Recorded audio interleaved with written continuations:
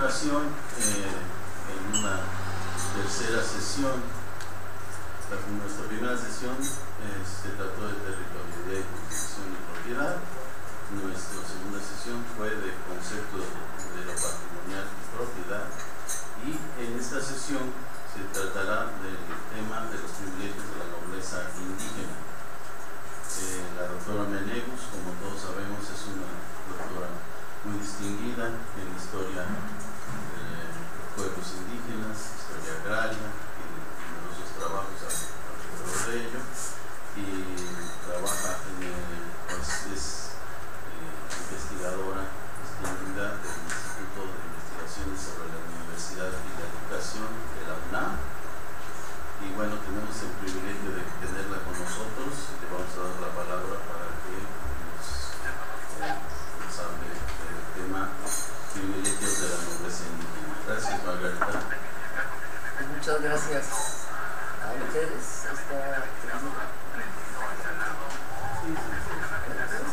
Bueno, sí. Por esta última conferencia sobre los privilegios de la nobleza indígena, de la cual no me pude zafar, aunque quité yo, no bien hablar de la mixteca, pero a insistencia de los que me han invitado, pues daré este tema. En realidad, el tema, voy a tocar básicamente todos los distintos tipos de privilegios que fueron otorgados a los señores naturales en la época colonial, y parto del supuesto de que los señores naturales fueron equiparados en derecho a la nobleza castellana. Entonces, básicamente, los privilegios inherentes a la nobleza castellana van a ser transferidos a los señores naturales. Hay dos condiciones previas que se tienen que dar para que estos privilegios se ejerciten. Uno, evidentemente, es la conversión al cristianismo, y dos, la jurar lealtad al rey. Con estas dos supuestos, o estas dos condiciones, los señores naturales fueron reconocidos como tales, como señores de la tierra, y se les otorgó la condición de nobleza.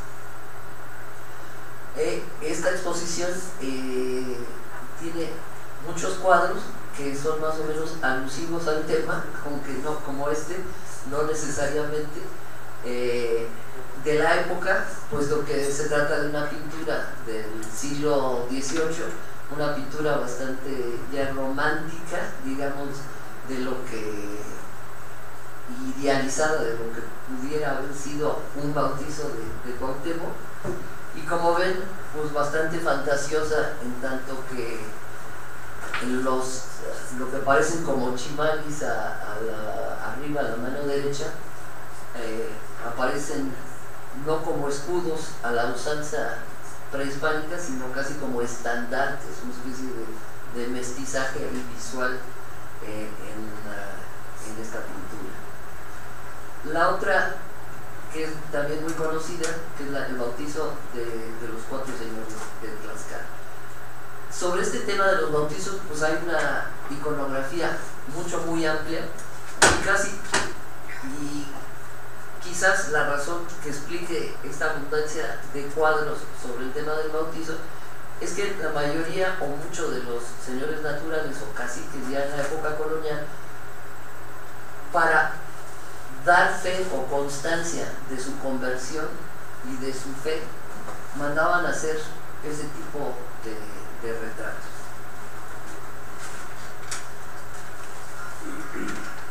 El juramento al rey Carlos I de España también era necesarísimo para adquirir la condición de nobleza.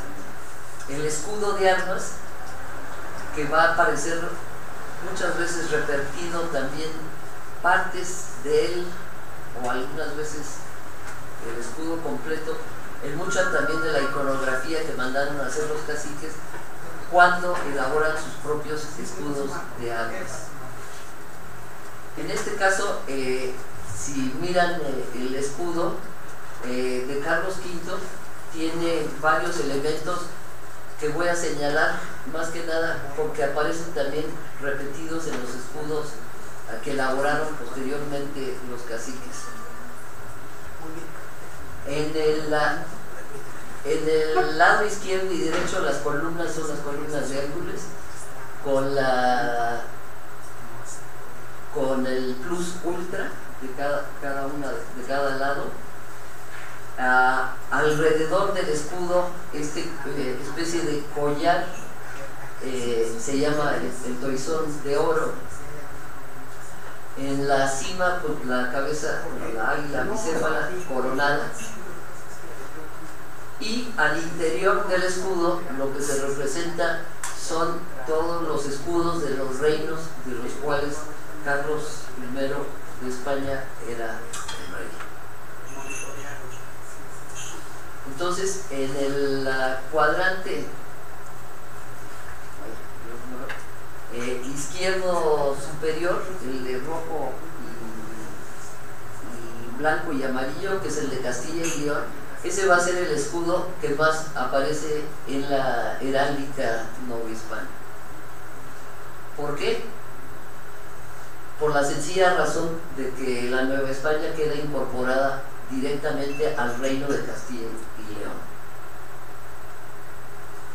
Los otros cuadrantes representan a la derecha las barras que son de Aragón, Navarra, Borgoña, Flandes, el Tirol, y la águila bicéfala, como ya había mencionado, es símbolo del Sacro Imperio Romano Germánico. Las columnas no plus ultra son muy interesantes y aparecen mucho en la iconografía a lo largo de todo el periodo colonial, porque se volvió el símbolo precisamente de Carlos I para manifestar la fortaleza o la expansión del imperio europeo hacia las tierras americanas. Entonces las columnas de Hércules, con la leyenda plus ultra, simboliza esta extensión del imperio español al territorio americano.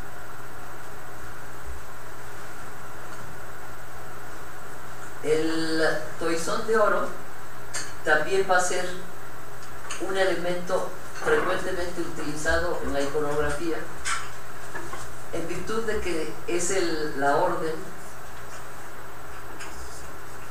de caballería más importante del reino de Castilla y León.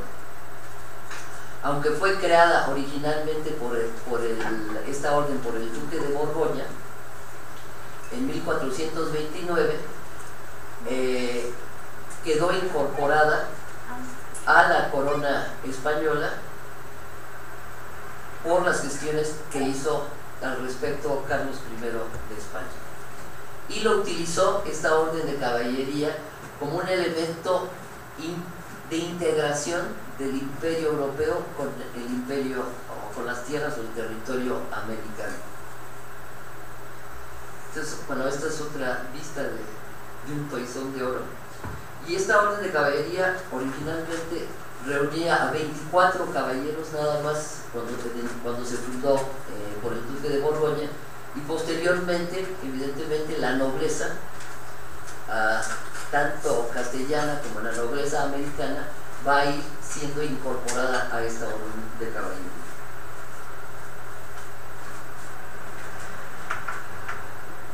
En la época de don Antonio de Mendoza, el primer virrey de la Nueva España, se intentó fundar una orden de caballería propia para la nobleza indígena,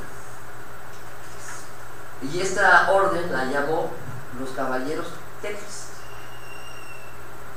y tenía como objetivo equiparar a la nobleza indígena americana con los hidalgos españoles. Esta orden fue propuesta por el virrey en 1537, sin embargo no prosperó, o por lo menos no se ha encontrado que haya prosperado.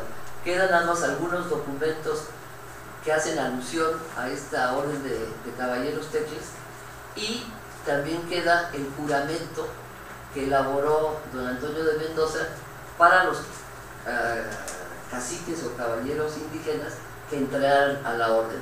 Y básicamente el juramento dice que se jura lealtad al rey de España y defender el cristianismo.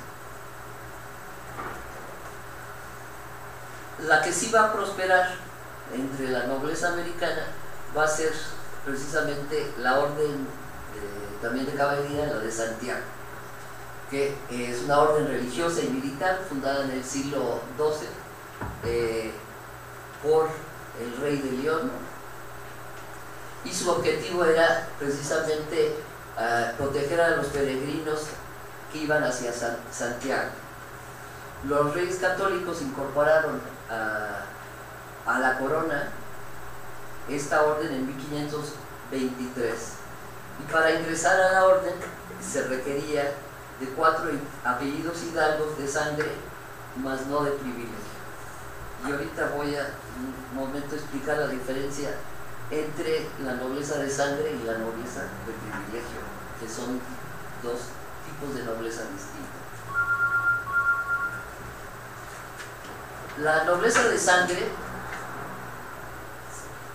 es la nobleza más importante. En partidas se dice que se pierde en el tiempo quién es la nobleza de sangre, y es evidentemente el que por nacimiento es noble. Y esta idea de nobleza de sangre también es recogida entre los caciques o los señores naturales en la Nueva España, y lo vemos a través de este tipo de cuadros. Otra vez aquí se trata de una genealogía de uno de los 4 señores de Tlaxcala, y donde precisamente lo que busca resaltar este tipo de cuadros es el linaje de sangre, ¿no? O la nobleza de sangre a través del cuadro. Por otro lado, bueno, antes de pasar a la nobleza de mérito, la nobleza del privilegio en general se obtiene por méritos y servicios dados a la corona.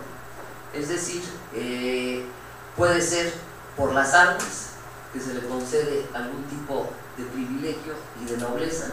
Por lo tanto, evidentemente los hidalgos españoles durante la conquista, pero también en el mérito académico o literario.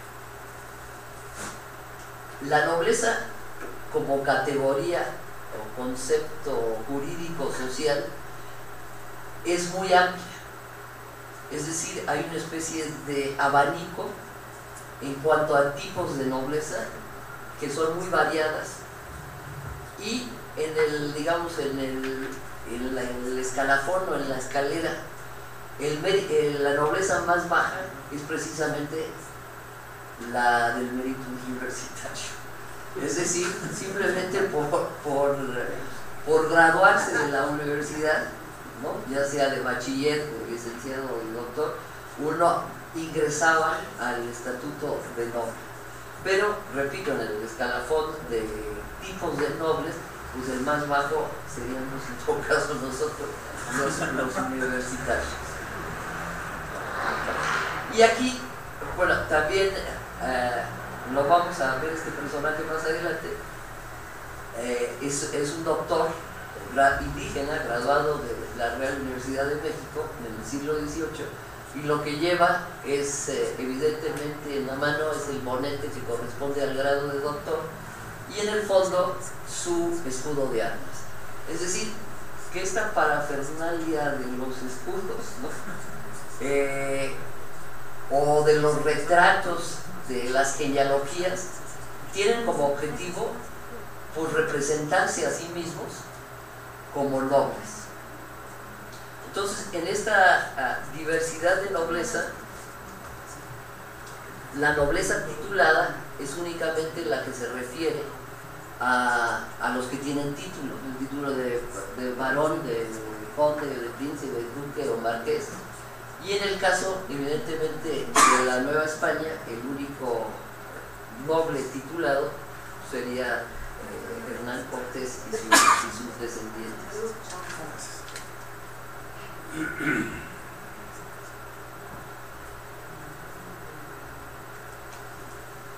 Los privilegios que se le reconocen a la nobleza indígena son estos que aparecen en la pantalla. En primer lugar, la calidad de señores, es decir, que tienen derecho a gobernar.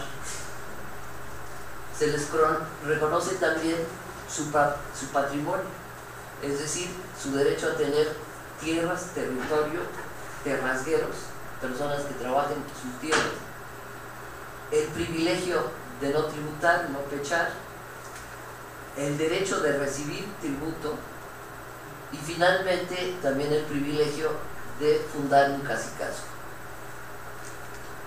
que como habíamos comentado la vez pasada, pues el cacicazgo en principio es una institución que se inspira en el mayorazgo y que se hace exclusivo para la nobleza indígena. Y esencialmente el mayorazgo, al igual que el cacicazgo, es un vínculo de los bienes pertenecientes a un cacique. ¿Y qué es lo que se vincula? Fundamentalmente su propiedad y todo su patrimonio. También se considera un privilegio el tener escudo de armas propio. Entonces, de nuevo, los que fueron muy profusos en la producción de la iconografía sobre este tema del privilegio, de nuevo son los 4 señores de Tlaxcala, en donde vemos a los 4 señores ya con una vestimenta europea, sin embargo con el símbolo de su antepectus, digamos, o de su señorío encima de ellos, más a la usanza prehispánica, y arriba del cuadro está coronado precisamente por los elementos que habíamos descrito brevemente antes. Está en este caso únicamente la parte del escudo de Carlos I correspondiente al reino de Castilla y León, porque como dije, quedó la Nueva España incorporado a ese reino. Se reproduce el toisón de oro alrededor, la corona, que es la corona de Carlos I, porque también hay que decir que en cuanto a la heráldica hay coronas de muchos tipos. Entonces un duque tiene un tipo de corona, un marqués puede tener otro tipo, etcétera, etcétera. Y aquí la que se está reproduciendo es la de Carlos I. Este es un retrato que mandó a hacer Montañés, que fue un principal otomí de Jilotepec que acompañó a los ejércitos españoles en la conquista precisamente de Querétaro, o de la zona en torno a Querétaro, y posteriormente la fundación de Querétaro. Y este retrato, muy parecido al tipo de retratos que se mandaban a hacer todos los virreyes o cualquier personaje de la nobleza novohispana, en el escudito, como escudito que está abajo, pues lo que reproduce son sus méritos y servicios a la corona, ¿no?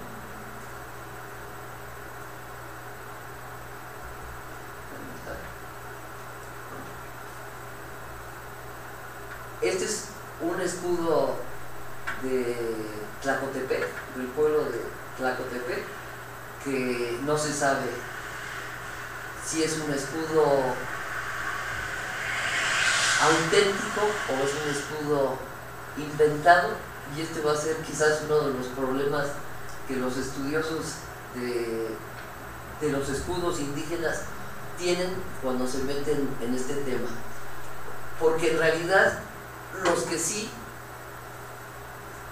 sabemos que son auténticos son todos aquellos escudos en donde aparecen mercedados o dados por el rey y descritos en un documento, ¿no?, a través de una merced.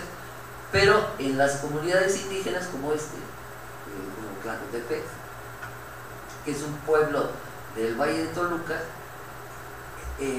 bien pudiera ser un escudo elaborado por la propia comunidad. Lo que se ve en este escudo indígena, sin embargo, tiene muchos elementos de los que tienen otros escudos indígenas del periodo colonial. Por ejemplo, ahí está la águila coronada, ¿no?, como simbolizando la corona de Castilla, el castillo abajo, pero la parte que es muy frecuente encontrar en escudos indígenas de este tipo es un elemento del territorio donde está ubicado el pueblo, de la geografía o del paisaje que denota el lugar. En este caso se trata de un árbol de madroño, que es un árbol nativo precisamente del Valle de Toluca.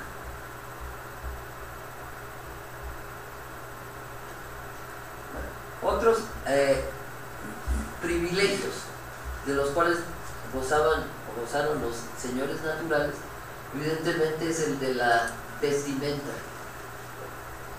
el privilegio de vestir a la usanza española. Aquí se trata de un retrato de los caciques de Xochimilco, también es un retrato de finales del siglo XVIII, donde aparece el cacique y la cacica, y al centro el escudo de nuevo de los caciques de Xochimilco, y vemos aquí cómo se representa de nuevo el castillo y el león, ¿no?, haciendo alusión al reino de Castilla y León, y abajo de él, en el cuadrante siguiente, lo que se puede ver es este elemento obviamente acuático de Xochimilco, ¿no?, de las lanchas, que de alguna manera retrata, como dije antes, un elemento que distingue, ¿no?, la geografía o el paisaje del lugar. Aquí también es un retrato del siglo XVIII, se trata de un cacique de Quito, y más que nada lo que se puede observar es la riqueza en cuanto a la vestimenta de este personaje.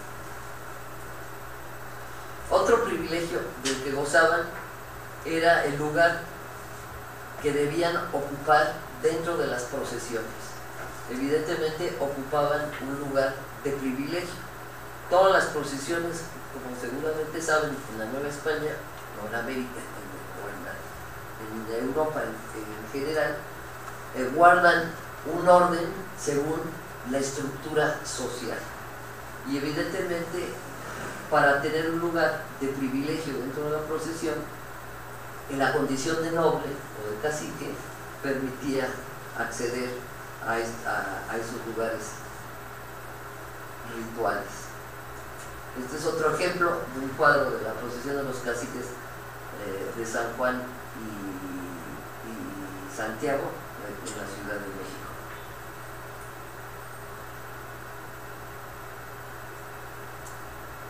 Bueno,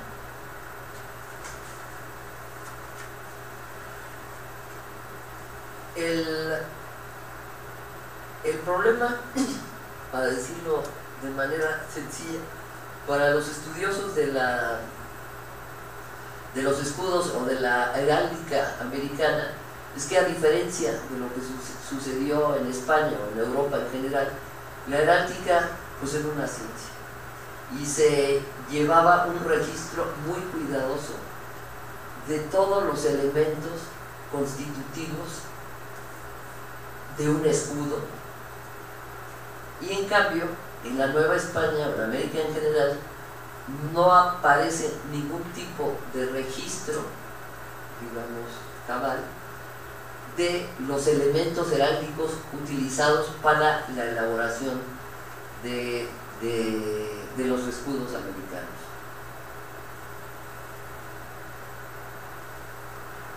Esta enciclopedia, este libro, lo pongo nada más como ejemplo para ver este arte de la heráldica en Europa, cómo cada elemento de cada escudo tiene un significado preciso, y cuando se otorgan los escudos por parte del rey, evidentemente se otorgan bajo un estricto, unas reglas muy estrictas. La cantidad de libros que hay sobre heráldica o el arte del blasón en Europa es impresionante. Que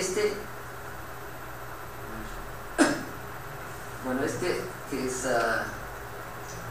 para el uso de los caballeros seminaristas del Seminario Noble de la Compañía de Jesús de Valencia, por ejemplo, la Compañía de Jesús tiene su heráldica propia, digamos, y un libro que dé cuenta de esta heráldica, o que es un poco más chistoso, el tizón de la nobleza española, o máculas y zampelitos de sus linajes.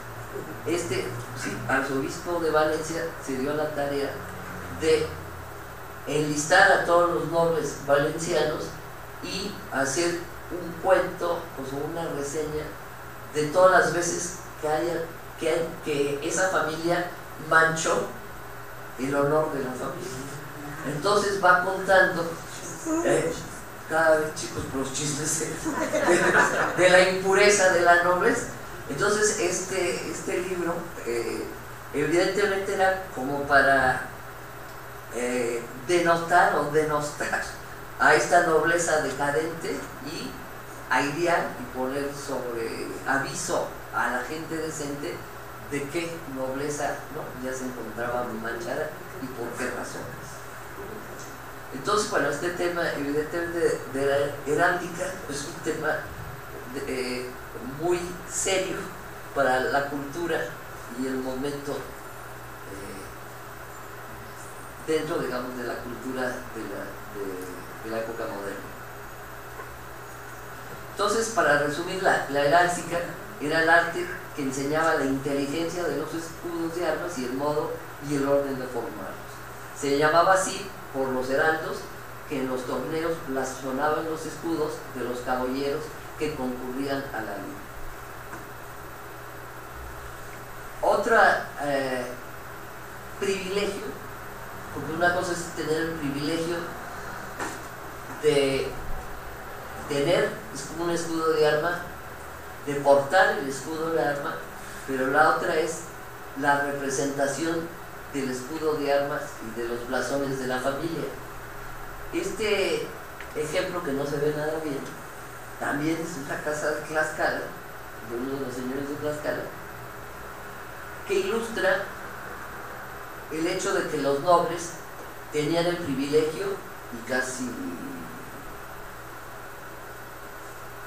el privilegio de esculpir en la fachada de sus casas su escudo de armas.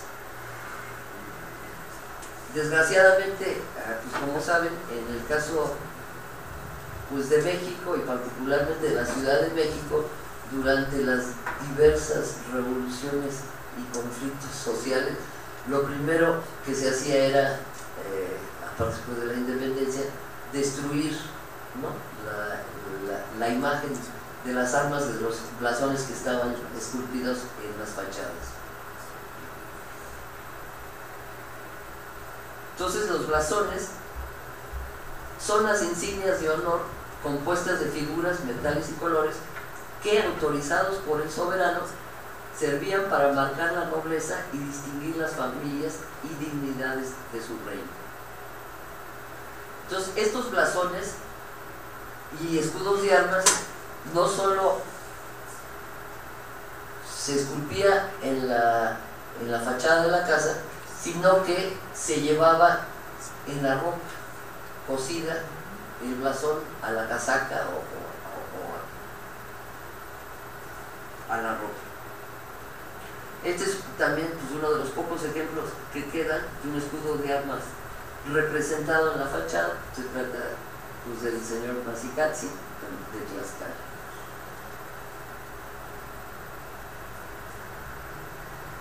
Otro de los privilegios de la nobleza indígena es la forma del entierro.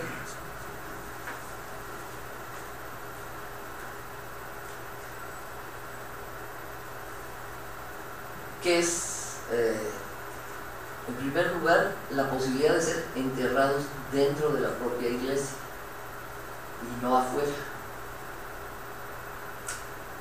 Entonces la nobleza indígena, por lo general, está enterrada dentro de las iglesias y dependiendo de su importancia,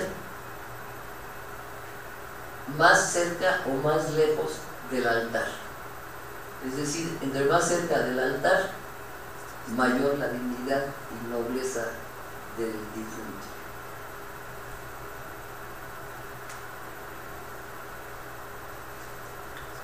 Por lo general, la nobleza indígena pertenecía a una o a varias cofradías. En el siglo XVI es muy frecuente encontrar una cosa que quizás de entrada parece un poco raro, como el caso de pues, el cacique, el señor Guzmán, de Coyoacán, Guzmán,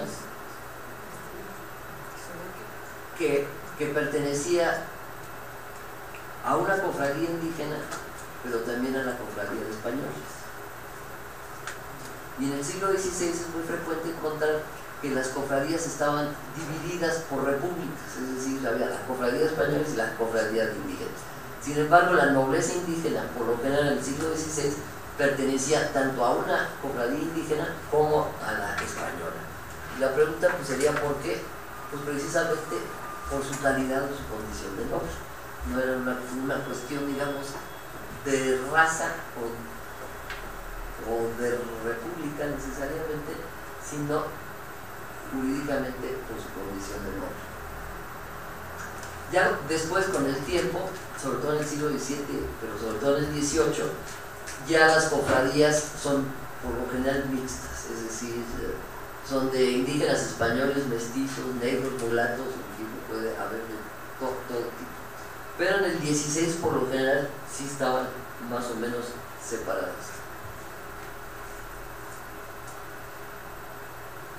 Bueno, y también en cuanto al entierro, pues dependiendo de la cofradía a la que pertenecían el difunto en turno, pues los estatutos de cada cofradía determinaban la forma del entierro.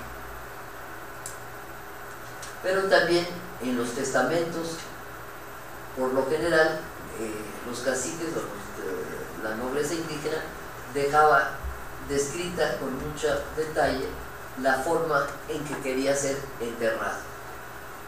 En la zona del centro y el área de Puebla, Tlaxcala, quizás, o sin el quizás, muy probablemente por influencia de la orden de los franciscanos, muchos o la mayoría de los caciques del siglo XVI se enterraron con el hábito de San Francisco.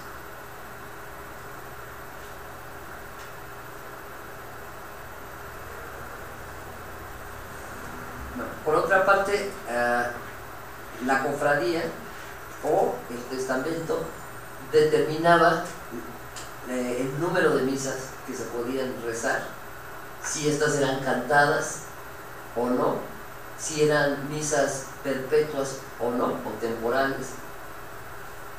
Porque, por ejemplo, el difunto puede decir en el aniversario de su muerte, pues una misa cantada hasta el final de los tiempos, ¿no? Lo que puede decir. Entonces, por ejemplo, doña Ana Cortés, de la casita de Teotihuacán, ella fue enterrada en el convento de San Francisco directamente. El cacique de Coyoacán, por ejemplo, dispuso ser enterrado en la iglesia de San Francisco y pidió 10 misas y otras 2 cantadas, en todas ofrendar vino, pan y cera con sus responsos sobre la sepultura. Otros muchos pedían ser enterrados, como ya dije, con el hábito de San Francisco. Sin embargo, el cacique de Tecamachalco, Martín de la Cruz, pidió ser envuelto en un lienzo de seda de china. Y este es un entierro del 16, es decir, que la seda china ya se había extendido profusamente en cuanto a su consumo en la Nueva España. Las cofradías en sus cartas de hermandad ofrecían gozar de una ceremonia con música, túmulo u otros adornos. Algunas cofradías ofrecían, esta es muy bonita, el toque de campanas en el momento de la agonía del cofrade, para anunciar con ello su última presencia en la tierra. No había que atinarle que hiciera su último suspiro para tocar las campanas.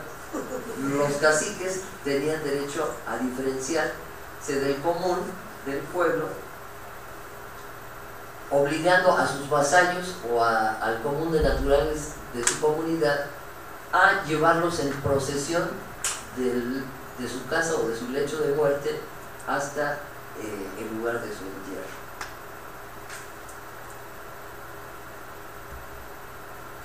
Y ya cambiando de tema, de otro tipo de privilegios, que quizás son los más conocidos, están pues el privilegio de la nobleza indígena de recibir mercedes de tierra a título personal. Es decir, el común de naturales recibían mercedes de tierra a título de la propia corporación o de la comunidad, lo que habíamos conversado también la última vez. Es el pueblo o la corporación a través del cabildo el que recibe las tierras en merced. Pero en el caso de la nobleza indígena lo reciben a título individual.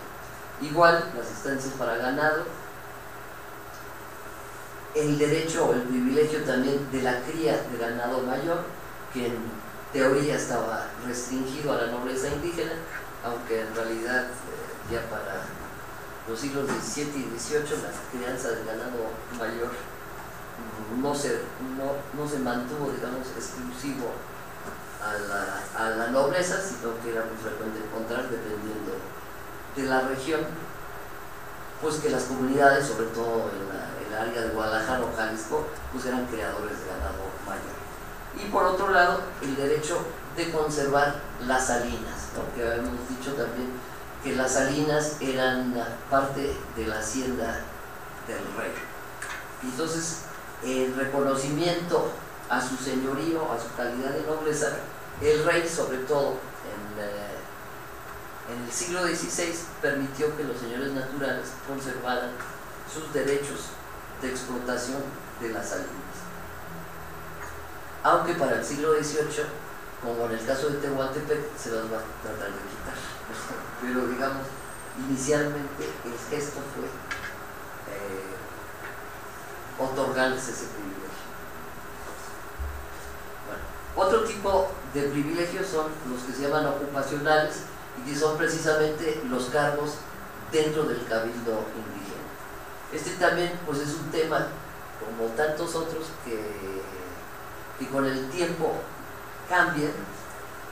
En un principio los miembros del cabildo debía ser la nobleza indígena, ¿no? Es decir, los caciques y los principales, pero por los estudios monográficos que se han realizado sobre este tema, con el tiempo sabemos que ingresan al cargo de oficial de la República, de regidor o de alcalde o incluso de gobernador, pues más iguales del común, no necesariamente se mantiene el privilegio para la nobleza. Este cuadro, que me salió una fotografía, sí, es bonito porque es justo en el momento de la independencia y muestra los miembros del cabildo indígena del lado derecha y los miembros de los cabildos españoles al lado izquierdo.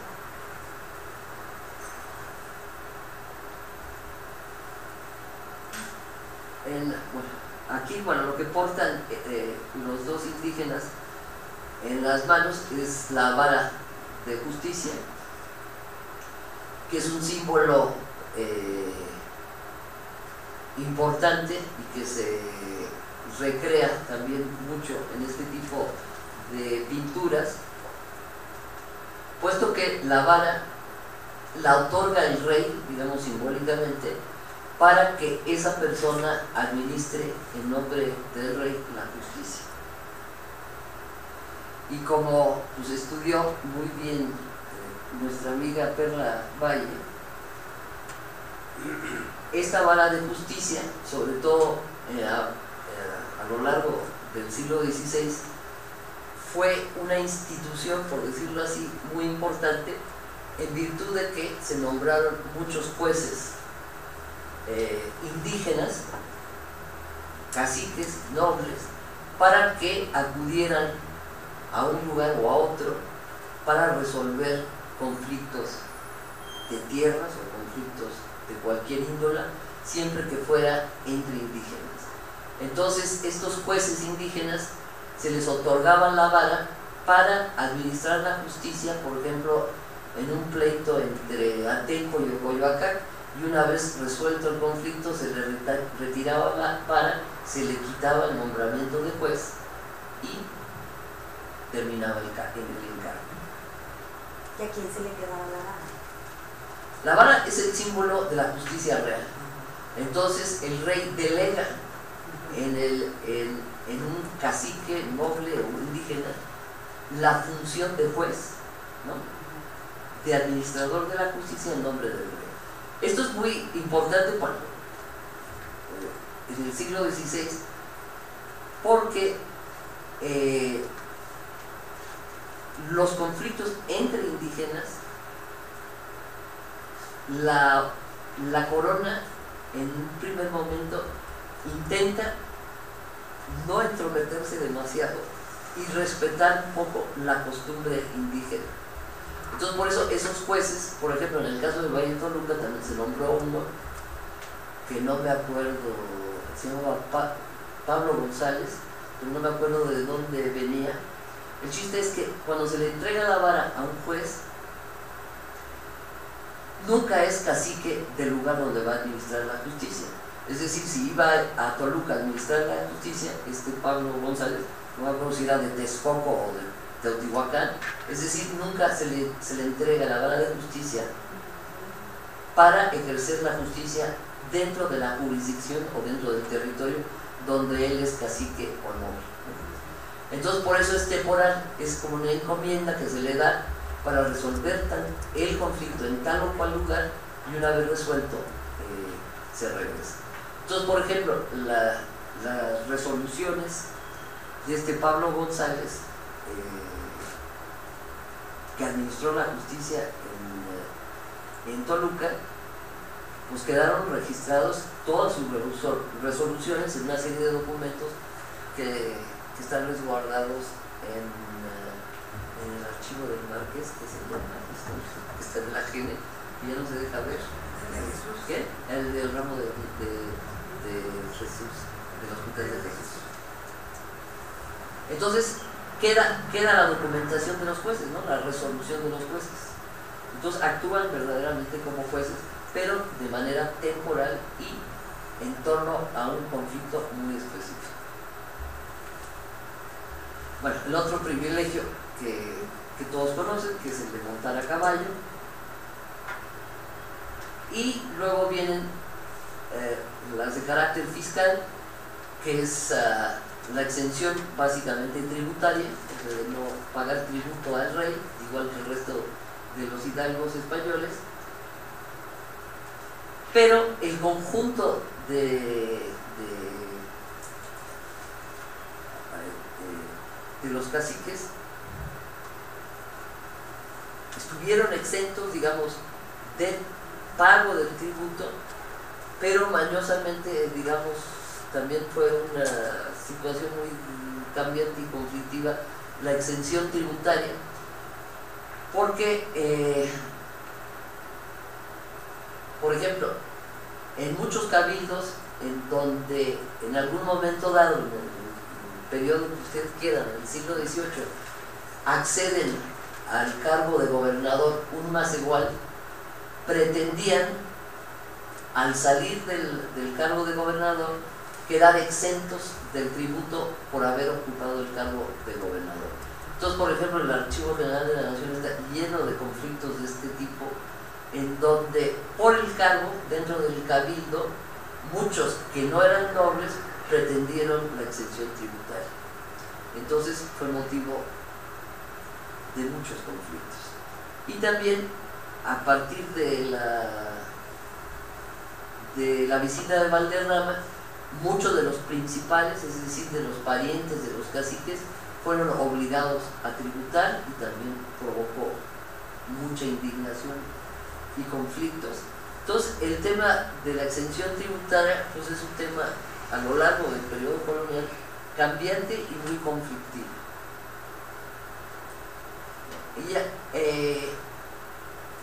Este ejemplo de Luis Páez Mendoza, de cacique de Amecameca,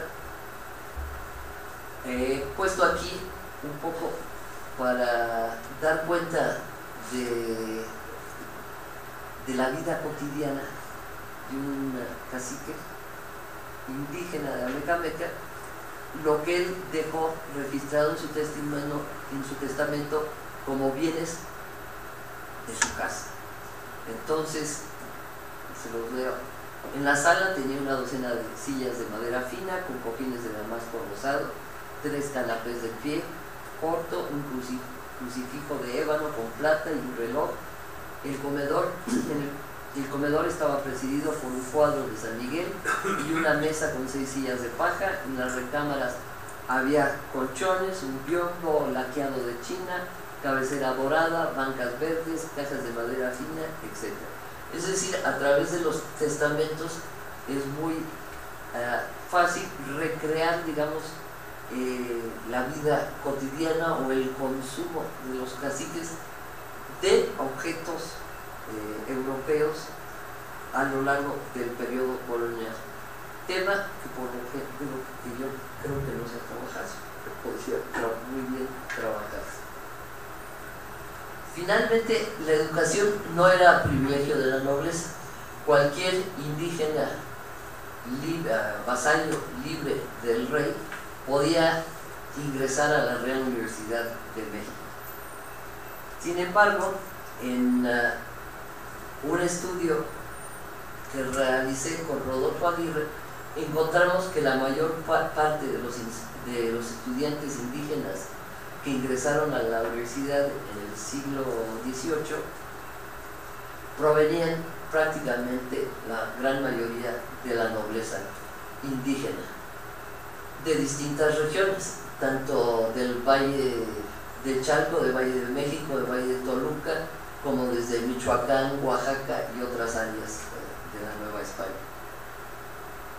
Y este es el mismo personaje que les había enseñado al principio, que se doctoró en la Real Universidad de México. El primer indígena doctorado de la Real Universidad se dio hacia el último tercio del siglo XVIII. Era proveniente, se llamaba Jiménez Frías, provenía de un pueblo de Villa Alta, en la Sierra de Oaxaca, casi como la historia de Benito Juárez, o sea que increíble, increíble que de un lugar tan distante este indígena, bueno, zapoteco de origen, fuese el primer doctor graduado de la universidad. Y se doctoró tanto en Derecho Canónico como en Derecho Civil. Evidentemente, para doctorarse había que primero obtener el grado de bachiller y luego el grado de licenciado y posteriormente el grado de doctor. Y su sobrino fue el primer abogado laico, porque el tío fue, entró a las órdenes como archero secular, pero el sobrino fue un abogado laico y fue el primer noble indígena que entró al colegio de abogados de la Nueva España. El colegio de abogados, a diferencia de la universidad y prácticamente de todas las instituciones novohispanas, no se exigía en casi ninguna institución ni limpieza de sangre ni nobleza. Sin embargo, el colegio de abogados, fundado casi a finales del siglo XVIII, exigió las dos cosas. Entonces, el sobrino de Jiménez Frías, cuando solicitó su ingreso al colegio de abogados, presentó 7 partidas de bautismo,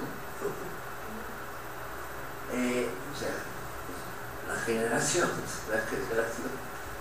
y evidente los documentos probatorios de, bueno, los bautismos para las 7 partidas de bautismo para probar que era cristiano viejo, y por otro lado la condición de nobleza con sus grados, con el simple grado de doctor, pero además presenta los bautizos, las actas de bautismo también registraban la calidad de las personas. Entonces decían, los padres eran, ¿no?, caciques o nobles de etcétera, etcétera.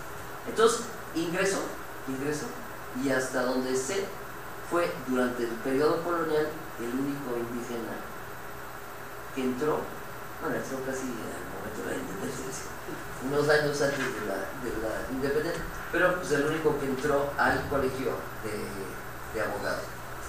Y bueno, ¿qué importancia tiene esto? Pues creo yo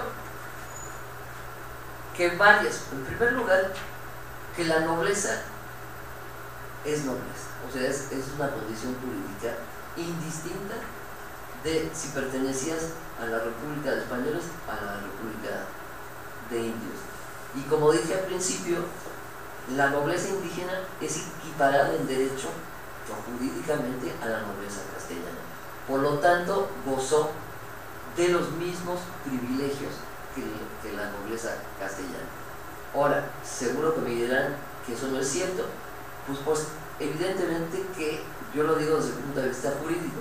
La realidad fue otra. Por ejemplo, se prohibía que un cacique fuese enjuiciado, encarcelado, azotado, etcétera, etcétera. Pero sabemos por la cantidad de testimonios que eso no se respetó. Evidentemente los caciques, lo más común era, como el cacique en última instancia era el responsable muchas veces de entregar el tributo de su comunidad, pagar el tributo al rey. Cuando no se pagaba o no se completaba, muchas veces fueron encarcelados, azotados, etcétera, ¿no? Entonces, bueno, si bien jurídicamente quedaron equiparados, sabemos por la historia que muchos de estos privilegios no fueron respetados. Por otra parte, y ya no sé si algunos, mejor sin nombrar nombres, algunos historiadores se han equivocado al no fijarse en la condición jurídica de la nobleza indígena, porque los hace regirse por un derecho completamente distinto al común de naturales. Entonces, si uno aplica, digamos, la legislación general de la recopilación para el común de naturales, no necesariamente en algunos temas es lo mismo si se trata de un noble indígena. Y con esto pues termino para sus preguntas. Muchas gracias.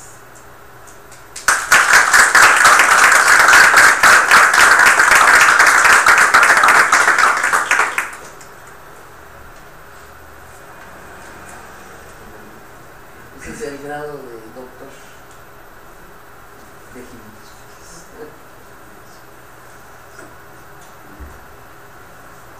Bueno, agradecemos a Margarita su exposición. Entonces está abierto para las preguntas aquí en el público. También vamos a abrir las preguntas a través del chat que aquí se van a hacer. Nada más el micrófono, por favor, para que se oiga. ¿Qué diferencia hay entre noble e hidalgo? Son términos que se manejan de una manera más o menos semejante, pero debe tener cada uno su definición. Esa es una. Otra, ¿sobre qué material se hacían generalmente los escudos? Porque, y además el símbolo que tenían, porque en el oval que hizo, que comentaba que no era, no sé, es interesante porque hay una víbora en el sí. Sí, me imagino que sobre el lienzo sería la mayoría, pero por ejemplo este es en piedra, ¿no? Pero ese escudo me llamó la atención, esa víbora ahí, ¿qué está haciendo? Bueno.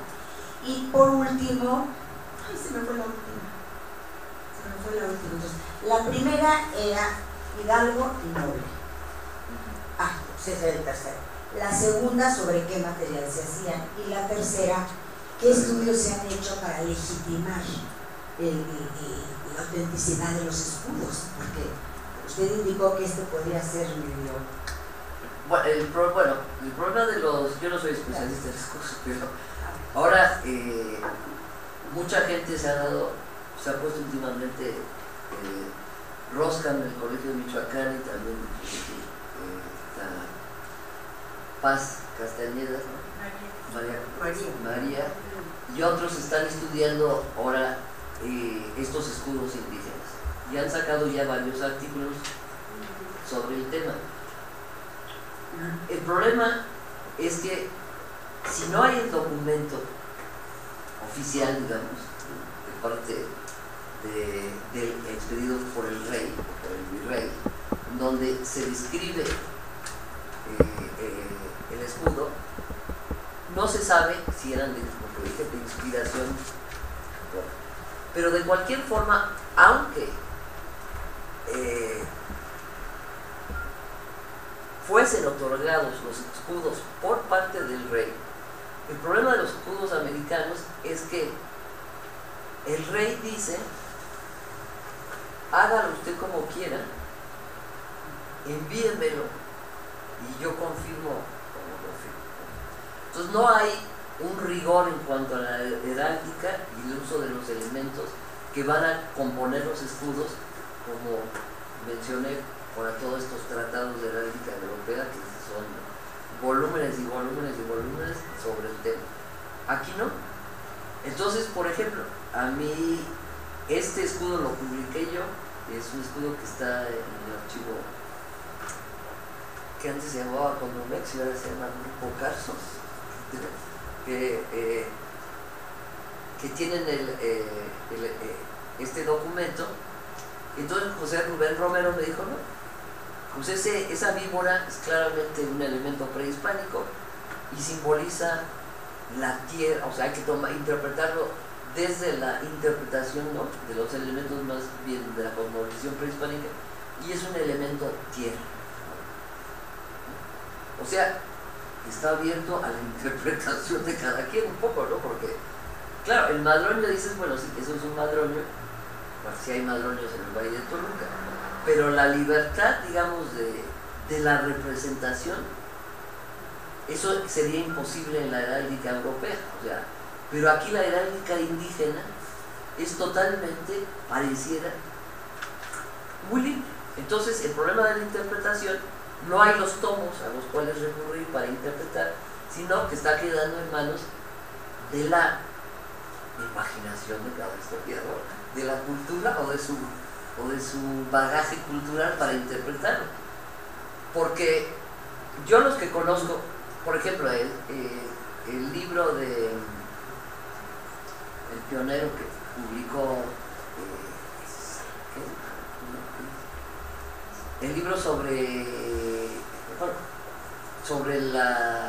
los cacicazgos de la Nueva España, hay de Fernández de Recas, que publicó 2 tomos, uno que es el mayorazgo de la Nueva España y luego los cacicazgos de la Nueva España.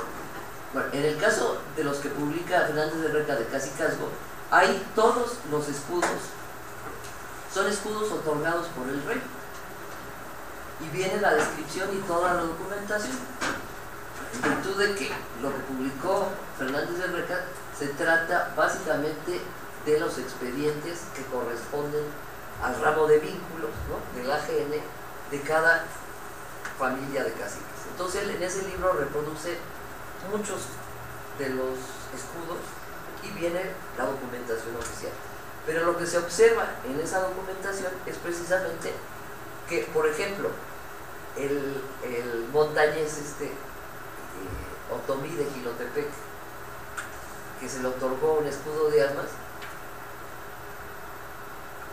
él lo pone, él solicita al rey, está la carta o el testimonio solicitando al rey que se le otorgue un escudo de armas por los servicios y méritos en la batalla y en la conquista, ¿no?, de toda esta zona y no sé qué. Y el rey contesta que sí y le dice: elaboren ustedes. Entonces ese es el problema de la heráldica indígena.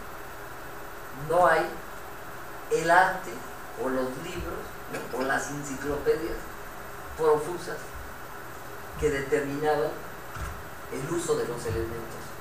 Ese es un problema. Entonces, ¿cuál era la pregunta? Nobleza y hidalgo. La nobleza es lo mismo, o sea, la nobleza es genérico. Los hidalgos es la nobleza, pues son hijos de algo, la nobleza más baja también. Por eso, porque voy a lo mismo, la nobleza titulada es más importante que un hijo de algo. Va a haber muchos hijos de algo, incluso bueno, no tienen ningún tipo de título ni escudo ni nada, pero no tributan. Entonces, bueno, ¿sí? ¿Ya? ¿Sí? Gracias.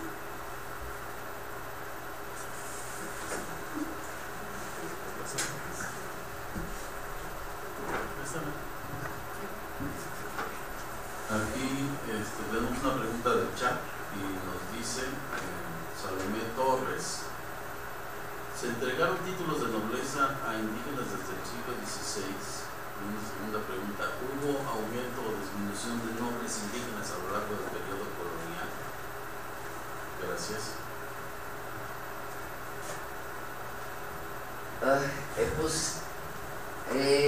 Bueno, pues claro, se les otorgan los títulos desde principios del siglo XVI. Lo que pasa es que lo que se otorga en primer lugar es el título de cacique. El título de cacique es un documento donde se le nombra, se le da el título de cacique. Por otra parte, los escudos de armas, casi todos los caciques, como este Montañés, no sé si se fijaron,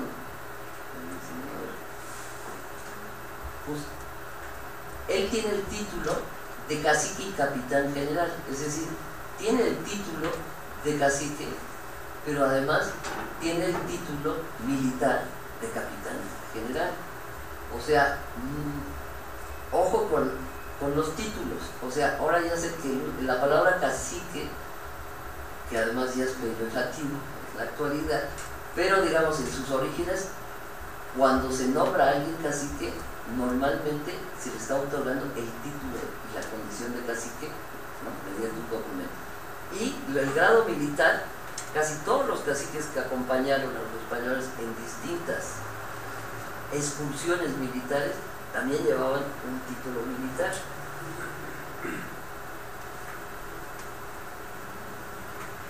Y se me dio otra pregunta. Si han aumentado o disminuido.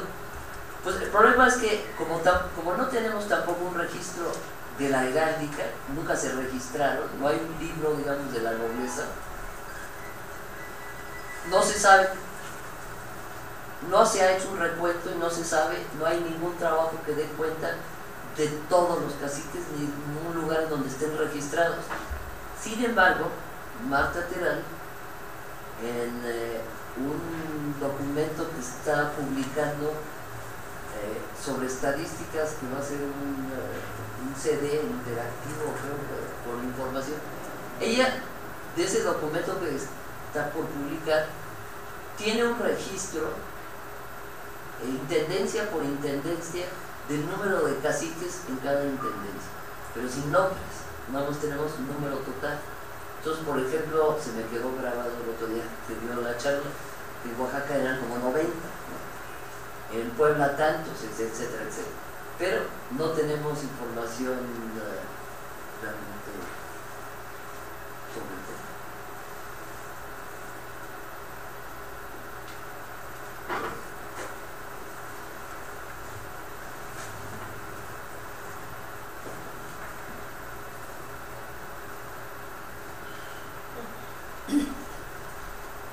Tengo dos preguntas. Quisiera saber la diferencia de el cacique y el noble, que me quedó un poquito confuso. Y quiénes fueron los primeros caciques en este sentido, que fueron nombrados, y españoles o indígenas. Así como que me quedó un poquito. Sí, ya se revolvió todo. Sí. No, es que el uso de la palabra cacique es exclusivamente para indígenas. El problema es que dije que los indígenas se equiparan en derecho a la nobleza castellana. O sea que todos los privilegios que se le otorgan al cacique en reconocimiento a su estatus de noble son los mismos que se le otorgan a cualquier español noble. Entonces, lo que quiero decir es que no hay dos derechos distintos, o sea, no hay un derecho de privilegios exclusivo para indígenas nobles y otro derecho exclusivo para españoles nobles, sino que se rigen por el mismo derecho. No sé si te quedó claro. Sí. Gracias.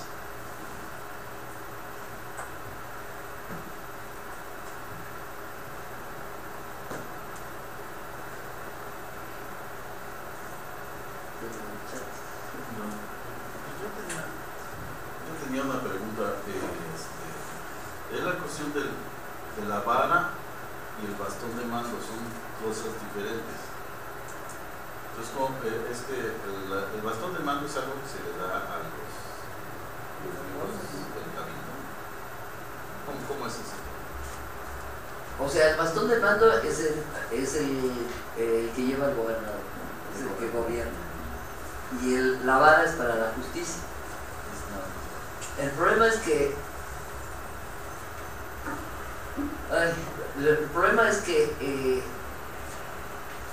una de las cosas que hacen los españoles, digamos, que destruyen un poco mucho la figura de lo que sería el señor natural en la época prehispánica, es precisamente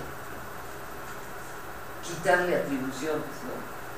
Evidentemente un tlatoani en la época prehispánica gobierna, administra justicia, o sea, hace todo.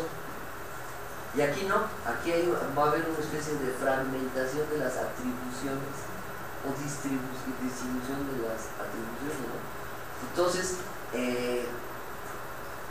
y sobre todo la justicia es un tema muy complicado, porque por eso la vara es importante, porque como dije, administra en nombre del rey, no en nombre propio. Porque la justicia, lo único que justifica que el rey sea rey, es que el rey, su única tarea es administrar la justicia. Entonces, si le quitas esa función al rey, pues ya no necesitas un rey. Entonces es un tema muy delicado. Entonces, por eso de lo de la vara temporal es muy temporal, o sea, delego temporalmente, pero administras en nombre, ¿no? Igual que un alcalde mayor o un virrey, o sea, puede administrar en nombre del rey, nunca en nombre del rey. Entonces, la única función del rey en la edad moderna es administrar la justicia y vigilar por el bien común. Y lo único razón por la cual uno puede matar al rey, cometer un regicidio, es porque el rey no administra la justicia. Es la única justificación para la democracia. Entonces, sí, la vara y el bastón. A ver, a mí me queda inquietud. Es que yo no tengo el registro ni el conocimiento de que el bastón de mando se otorga, por lo menos en la época actual, a los mayordomos, a los kenjis, cargueros, etcétera, ¿no? En la época actual. ¿Esto cómo funcionaba? Es decir, con un enfoque religioso, porque ellos son los que organizan fiestas patronales, ceremonias agrícolas, etcétera. Entonces, en la época colonial, ¿cómo se habrá manejado el bastón de mando? Y es propio o privativo de las comunidades indígenas. No sé si los españoles manejaran bastón de mando. Bueno, el rey tiene un cetro. Digo, Sí, o sea, sí, pero pues los es un señores símbolo, de la ¿es Nueva qué? España, no sé, estoy preguntando o me estoy hablando en voz No, alta. lo que hacen actualmente no se puede equiparar, porque hasta a Fox le dieron el bastón de mando. Eso no sirve de nada, digo. Pero en la época colonial, sí, claro, es únicamente al gobernador indígena. Y la vara de justicia es símbolo de la justicia real. ¿Sí? Bueno, y lo que hace, bueno, también la corona, evidentemente, al obligar a que los gobernadores indígenas o de las repúblicas indias que cambiaran cada año, ¿no? Para que no se perpetuaran como Tlatuanis, ¿no? Que no fuera a perpetuidad. Sin embargo, hay muchas excepciones. El cacique de Yanguitlán se le otorga el privilegio de que él y sus descendientes van a ser gobernadores a perpetuidad de Yanguitlán. Un privilegio extraño y raro, la de Isabel de Moctezuma, que se le otorga a perpetuidad a ella y a sus descendientes la encomienda, ¿no?, de Tacuba a perpetuidad. Ahora, ningún indígena es encomendero, pero ella se le otorga el título de encomendero y a perpetuidad. En fin, yo creo que sí es complicado lo actual con lo anterior.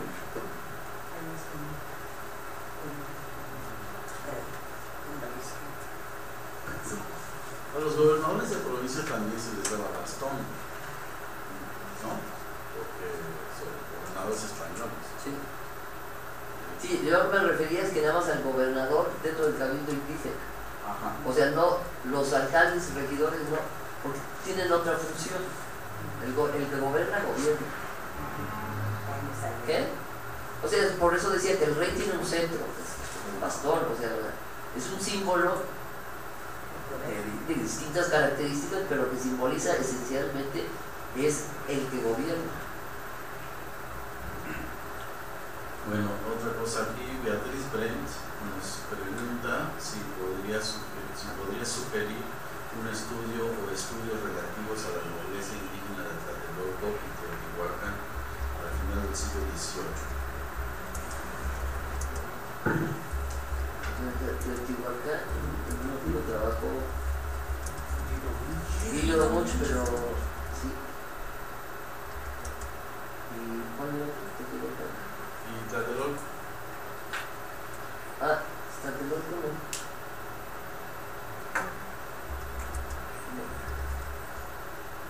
A los 18 no creo que no. Bueno, Raúl 61 te felicita por la interesante ponencia, aunque hubo problemas de transmisión.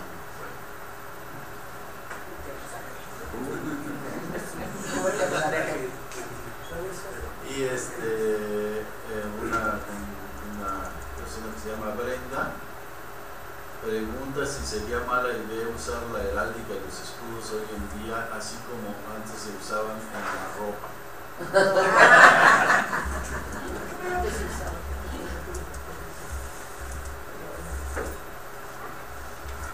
Bueno, el problema es que que en las sociedades de antiguo régimen la ropa es cosa importante, porque incluso las telas, o sea, el terciopelo podía ser utilizado nada más por la nobleza, no cualquiera podía ir a comprarse un cacho de terciopelo y plan.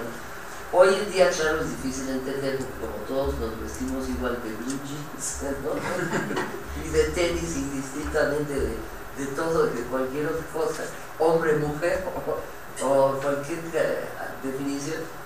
La vestimenta es un código social, ¿no? Entonces, en sociedades además analfabetas,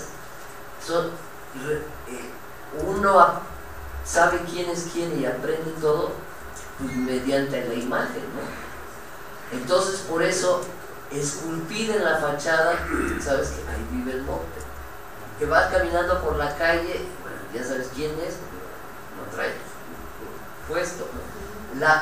El tipo de ropa, los colores, por ejemplo, el color el púrpura o morados son totalmente eclesiásticos. Tampoco una señora puede ir a una fiesta de noche vestida de terciopelo morado. O sea, yo no soy especialista en eso, pero sé que hay toda una bibliografía que es un mundo muy complejo, tanto la vestimenta como las telas, y lo que representan son códigos que definen a las personas, ¿no? Igual, bueno, y sabemos por la gente que ha estudiado eso, inmediatamente cómo los frailes confeccionaron una vestimenta para los indígenas, ¿no? El calzoncillo, ¿no? De algodón y todo lo que nosotros vemos como vestimenta ahora, pues, fue creación de los frailes, ¿no? Y entonces toda la simbología también, que si es chontal, que si es mixteco el tejido, pues bueno, también son imágenes que representan, pero eso es una creación colonial totalmente.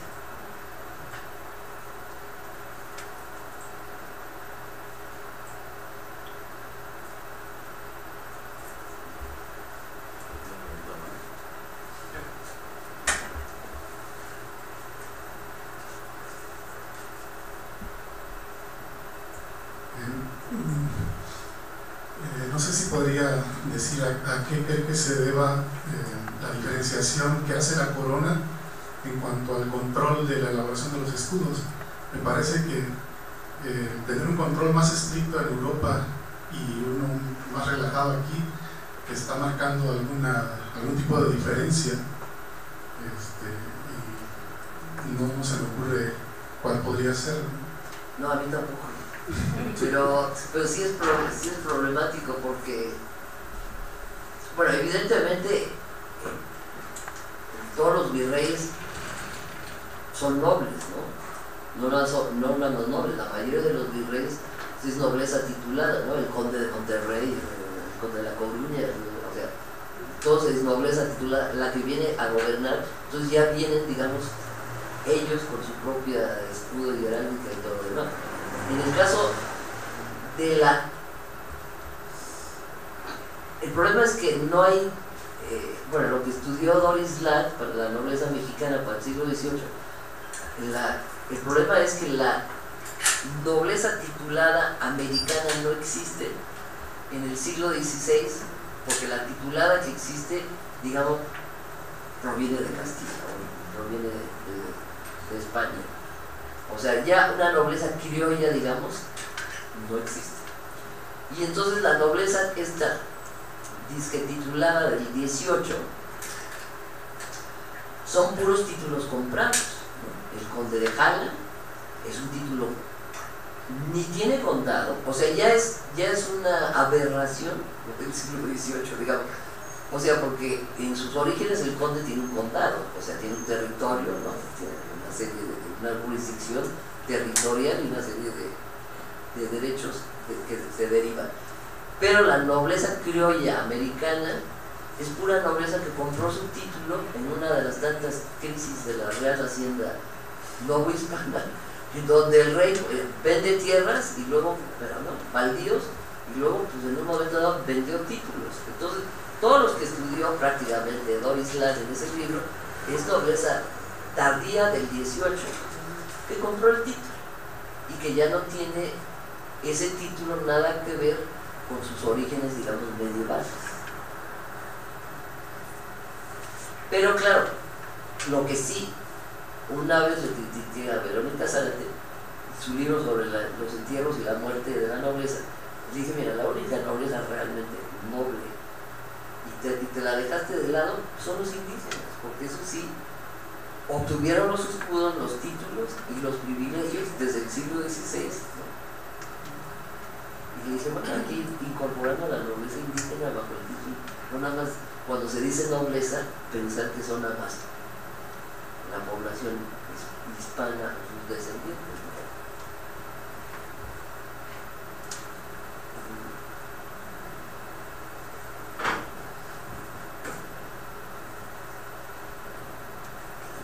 No sé hasta qué punto la cuestión de cómo ha impactado la ilustración en ese tipo de cuadros de indígenas en el 18 no latino. ¿La ilustración? Ajá, las ideas en cuanto a que se representan ese tipo de personajes. No, lo que pasa es que lo que puse es más ilustrativo porque no soy historiadora del arte, o sea, más que con un propósito riguroso. No, la idea es que casi todos los caciques, como todos los nobles, se hacen un autorretrato. O sea, tú y yo no, pero digamos, la nobleza de antiindígena lo adopta inmediatamente. Entonces, todos los cuadros los mandan a hacer ellos mismos, ¿no? Y debía haber muchísimos más, pero me temo que se conservan pocos. Y tampoco nadie se ha hecho un catálogo para lo que sería un bonito proyecto, por lo menos de todos los conocidos, hacer un catálogo de esta nobleza indígena que está retratada, ¿no? Pero entonces lo que retratan básicamente es el autorretrato como este de Montañés. La otra, las genealogías son muchísimas, ¿no? Esas a veces, por ejemplo, no terminan siendo cuadros, pinturas al óleo como las de Tlaxcala, pero por ejemplo en los conflictos, en los expedientes en el AGN, está lleno también de genealogías hechas, ¿no?, para demostrar tal o cual cosa, pero que no terminan siendo un cuadro, digamos. Y en último lugar, estos como dices tú, de la ilustración o del 18, que son un poco más decadentes, ¿no?, donde se muestran ya totalmente, ¿no?, europeizados, ¿no?, con la ropa y la vestimenta y haciendo alarde, ¿no?, más bien de su incorporación total a la corona española, ¿no? Y esos cuadros del 18 son pues muy fantásticos o muy idealizados, ¿no? El fruto de la abundancia, ¿no?, el de cacique, ¿no?, de Quito, con todas las frutas posibles, ¿no?, alrededor. Pero sí falta a algún estudiante investigar o alguien que haga un acopio de este tipo de material, y a lo mejor con eso se podría hacer unos estudios más sistemáticos sobre el tema. Pero bueno, lo que sí existe, y eso Antonio Rubial sacó hace poco un artículo, están muy documentados, son los escudos de las ciudades indígenas, ¿no?, de Texcoco, de todas partes, de Tlaxcala. Entonces una cosa son el de las personas, pero otra son todos los escudos correspondientes a la ciudad, y esas sí se ha trabajado más. Lo que se ha trabajado menos son los escudos privados, digamos, personales.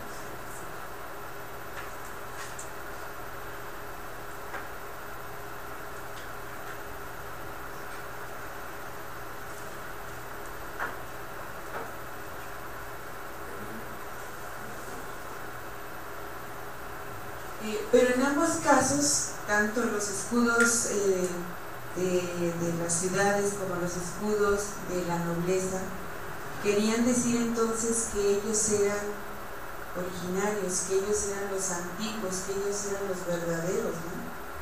Sí.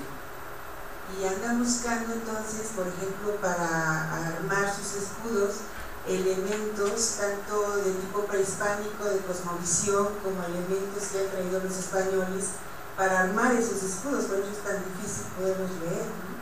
Entonces están en ambos casos tratando de combinar decirnos, elementos de uno y de otro. y tratar de decirnos que son lo más antiguo, lo más verídico, lo más cierto, ¿no? Sí, pero también combinar esos elementos dispares, ¿no? El castillo y el león con la víbora, ¿no? O con el paisaje de Xochimilco, ¿no? Siempre aparecen estos escudos elementos como más autóctonos combinados con los elementos. Entonces sí, se vuelve complicado. Pero sí, el objetivo es demostrar que son la nobleza originaria, ¿no?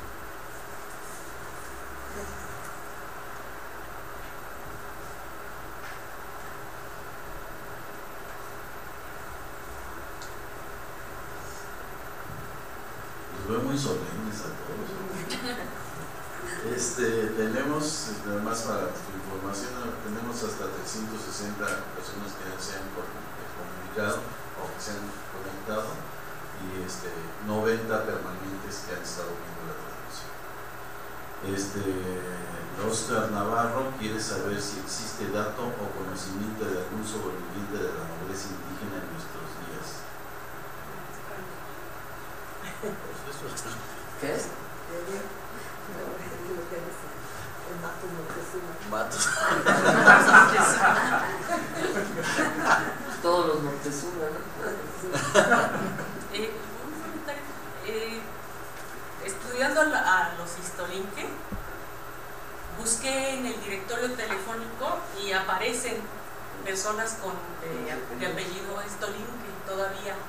La cosa es que tengo pendiente buscarlos para ver si saben que son descendientes de ese linaje tan importante de Coyoacán. Bueno, como dato anecdótico, porque pues realmente es, conocí a una señora de apellido Sierra y nos identificamos. Me invitó a la casa de sus padres en la colonia Nápoles, donde está todo el árbol genealógico de la tercera hija de Moctezuma. Según ellos son descendientes. Jacobo Saludos hizo una entrevista. ¿De León? ¿Perdón? ¿De cuál de los dos? De la tercera que se llama Copo de Algodón, no recuerdo el nombre en agua. Isabel. Entonces está toda la genealogía de esa familia, ¿verdad? Pero llegó casi hasta la década de los 60, que una rama está en Bélgica, otra rama en Estados Unidos y otra rama en México, de los cuales ellos son descendientes. Me enseñó en un closet la cantidad de documentos que tenían, pero... Sí, el problema de Isabel es que tuvo demasiados maridos. Entonces hay varias ramas. Sí, es que tuvo 3 o 4, ¿no? 5. Entonces hay varias ramas. Los Moctezuma... Entonces sí, que habría que ver de esta señora de cuál de los maridos es descendiente. Le he perdido de vista, pero a veces me antoja hablar y a ver qué ha pasado con eso de sus padres. Para saber quién era, de qué marido fue. Sí, pues sí, porque se hicieron familia, Andrade, Moctezuma, o sea, son varios. Entonces son ramas completamente distintas. ¿Cuál? Cano también.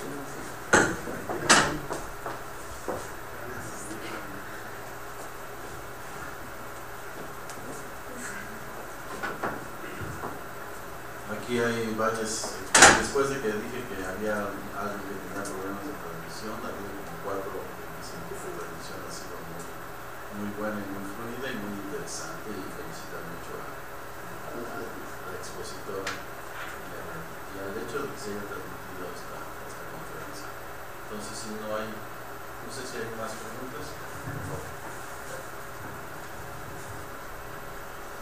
Sí, bueno, yo quiero saber qué tan gradual fue el proceso de quitarles atribuciones algunos nobles para implementar lo que son los cabildos.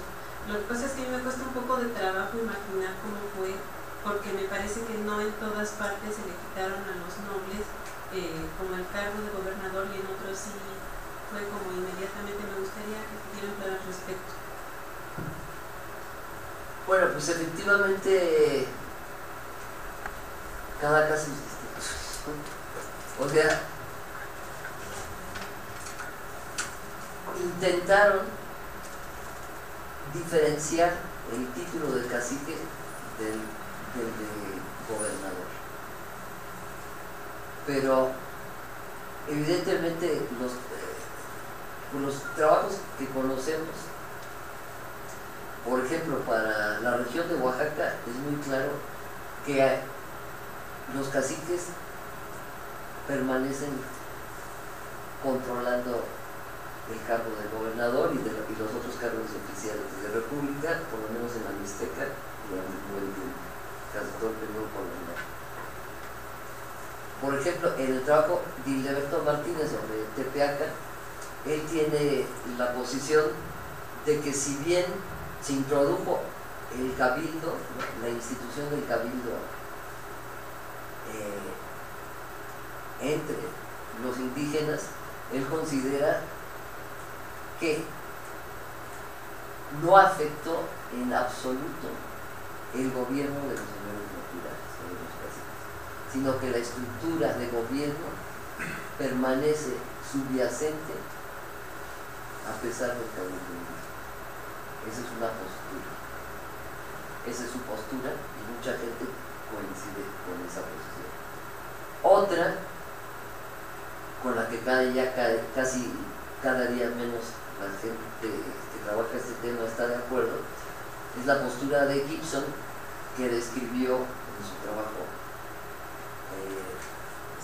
sobre los aztecas bajo el dominio español, que inventó este término de ¿no?, como una especie de concepto transitorio, ¿no?, que el cacique, mientras el cacique era gobernador, en la transición a llegar al momento a finales del 16 en donde el gobernador ya era un personaje completamente desligado de la figura del cacique. Bueno, los trabajos que se han hecho se acercan más a la teoría de Hildeberto y se alejan, digamos, del extremo de Gibson. Pero, de todos modos, cada caso es distinto, no hay una regla general. Solo estudiando cada caso se puede ver si sí o si no. Y los casos extremos, como este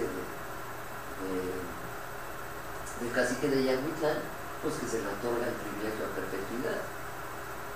Entonces la familia gobierna Yanguitlán. ¿Sí?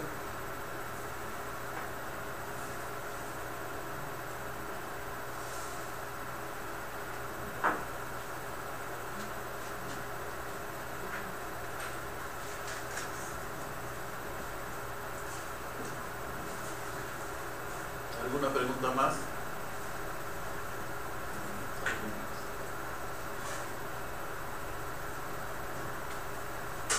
Bueno, si no hay más preguntas, pues no queda más que cerrar el ciclo de conferencias dándole pues nuestro muy caluroso agradecimiento a la doctora Margarita Meneus y bueno, invitándolos a que pasemos a degustar la comida que tenemos preparada.